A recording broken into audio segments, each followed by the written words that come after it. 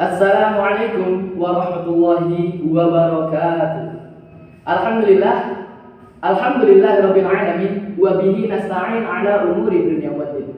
Wassalatu wassalamu ala asyrafil anbiya'i wal mursalin sayyidina wa habibina wa syafi'ina wa maulana Muhammadin wa ala alihi wa ashabihi wa man tabi'ahum bi ihsanin ila yaumiddin. Amma ba'du, faqad qala Allah ta'ala fil Qur'anil Karim: A'udzu billahi minasyaitonir rajim. Bismillahirrahmanirrahim. Laqad kana lakum fi Rasulillahi uswatun hasanah liman kana yarjullaha wal yawmal akhir wa dzakarallaha katsiran. Shadaqallahul azim wa shadaqa rasuluhun nabiyul habibul karim wa nahnu 'ala dzalika minasyahidin wa syakirin walhamdulillahi rabbil alamin. Wa qala nabiyyuna Muhammadin sallallahu alaihi wa alihi wasallam: innama bu'ithu liutammima makarimal akhlaq. Pertama-tama yang saya hormati Al-Ustadz Faisal, Ustadz Ibdi, serta para dewan juri yang tidak saya sebutkan namanya satu persatu, namun tidak mengurangi rasa hormat saya dan rasa takzim saya.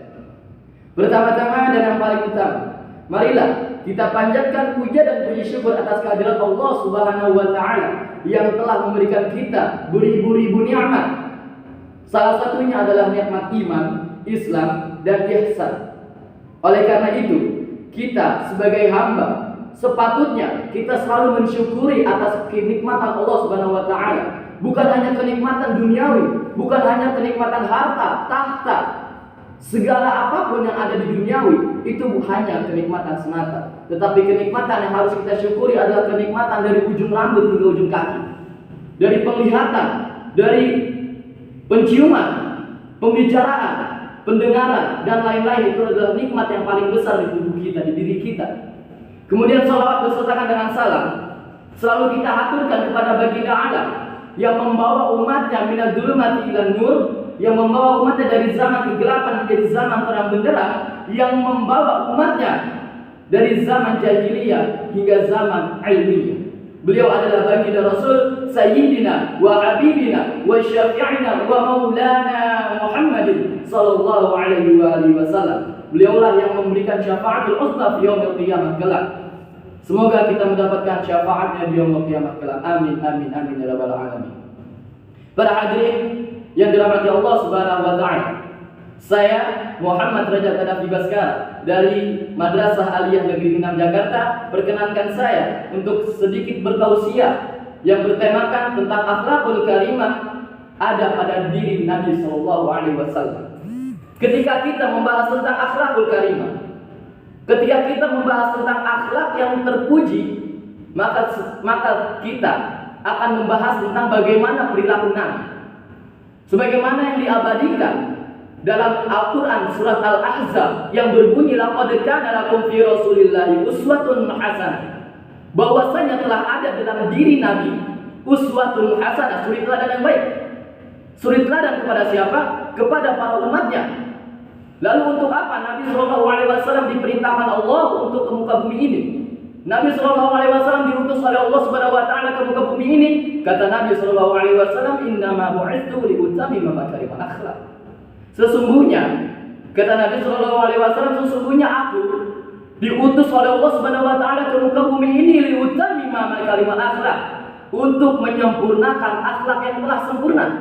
Kita bayangkan dalam hadis tersebut Nabi masih mempergunakan akhlaknya. Nabi bersabda bahwasanya Nabi untuk menyempurnakan akhlak yang telah sempurna. Telah kita ketahui bersama bahwasanya zaman jahiliyah dahulu, pada zaman dahulu, akhlak tidak ada pada diri seorang manusia. Lelaki menyukai lelaki, perempuan menyukai perempuan, yang kecil bertingkah laku seenaknya kepada yang besar. Tetapi kata Nabi, itu akhlak yang sempurna. Maka aku diutus oleh Allah Subhanahu wa taala ke muka bumi ini untuk menyempurnakan itu semua. Begitulah akhlakul karimah baginda Rasul sallallahu alaihi wasallam. Para hadirin yang dirahmati Allah Subhanahu wa taala, ketika kita membahas tentang akhlak, banyak remaja-remaja di dunia ini, di zaman ini, yang sudah berkurang akhlaknya. Seorang yang muda mulai kurang ajar kepada yang tua. Yang tua mulai bertingkah laku seenak-enaknya kepada yang muda. Man lam yarhamu la yurham. Barang siapa yang tidak menyayangi, maka tidak akan disayangi. Ketika kita ingin disayangi oleh orang lain, ketika kita ingin dikasihi oleh orang lain, maka kita sepatutnya mengintrospeksi diri kita. Sejauh mana kita menyayangi orang lain, sejauh mana kita mengasihi orang lain. Maka itulah timbal balik yang akan kita dapatkan.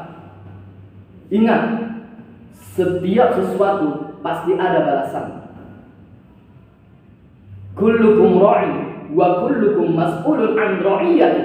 Setiap dari kalian adalah pemimpin. Pemimpin bagi siapa? Pemimpin bagi diri sendiri. Dan setiap kepemimpinan itu akan dipertanggungjawabkan. Para hadirin yang dirahmati Allah Subhanahu wa taala, telah kita ketahui bersama bahwasanya tidak ada akhlak yang paling sempurna di muka bumi ini kecuali akhlakul karimah baginda Rasul sallallahu alaihi wasallam.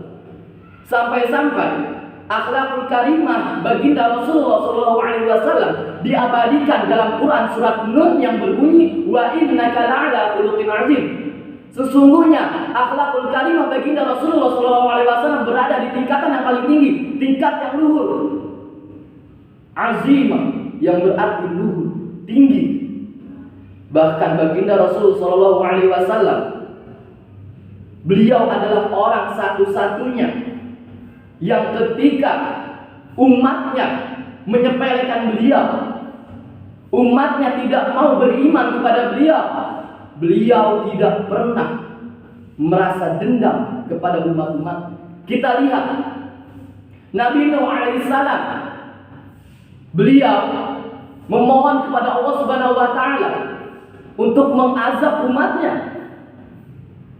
Tetapi baginda Rasul sallallahu alaihi wasallam ketika ditimpuki tai unta, dihina-hina, disepelekan oleh umatnya, bukan beliau yang memohon kepada Allah, tetapi malaikat Jibril yang meminta kepadanya, "Ya Rasulullah, berdoalah kepada Allah Subhanahu wa taala, maka akan aku timpakan gunung Uhud kepada umatmu." Kata baginda Rasul, "Tidak. Ketika dia tidak beriman kepadaku hari ini, mungkin besok. Ketika besok dia tidak beriman, sampai dia akhir hayatnya tidak mau beriman kepadaku, mungkin anak cucunya yang akan beriman kepadaku." Allahumma sholli ala sayyidina Muhammad wa ala sayyidina Muhammad.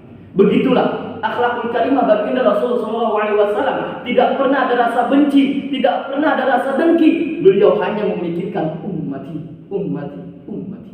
Kita sebagai umat baginda Rasul, ketika kita mengaku kita beriman kepada Rasul, marilah kita sama-sama meniru sedikit akhlakul karimah baginda Rasul. Tidak perlu banyak, karena kita bukan sesuci Nabi. Kita hanyalah manusia biasa. Kita bukan Nabi, kita bukan Rasul. Maka ikutilah perilaku sedikit demi sedikit perilaku baginda Rasul. Lalu bagaimana cara kita mengetahuinya? Kata Nabi sallallahu alaihi wasallam, "Al ulama warathatul anbiya." Para ulama adalah pewaris para nabi. Ketika kita ingin mengikuti akhlakul karimah baginda Rasul, maka ikutilah para ulama. Ketika kita tidak berjumpa dengan para ulama, maka kita ikutilah para guru-guru kita. Oleh karena itu, marilah kita mengintrospeksi diri kita. Ketika kita ingin disayangi oleh orang lain, maka kita harus menyayangi orang lain. Ketika kita ingin diperlakukan baik oleh orang lain, maka kita harus memperlakukan terlebih dahulu kepada orang lain. Mungkin hanya ini yang dapat saya sampaikan, kurang lebihnya mohon maaf. Karena sesungguhnya kesalahan berada kepada kelalaian saya, dan kebenaran hanya datang atas izin Allah Subhanahu wa taala. Wallahu muwaffiq ila aqwamit thoriq. Assalamualaikum warahmatullahi wabarakatuh.